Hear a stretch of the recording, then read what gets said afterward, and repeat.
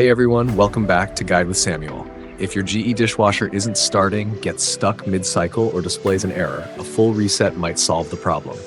In this step-by-step guide, I'll show you exactly how to reset your GE dishwasher the right way in 2025. Let's get started.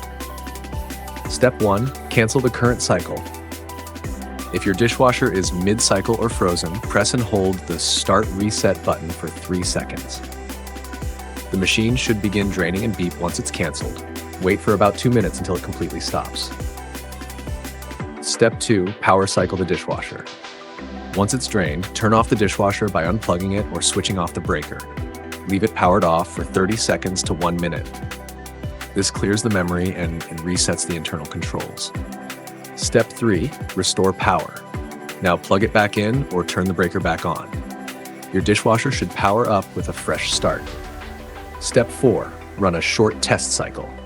Close the door, press Start or Normal Wash, and allow the dishwasher to begin a short cycle. Make sure it fills with water and starts running properly.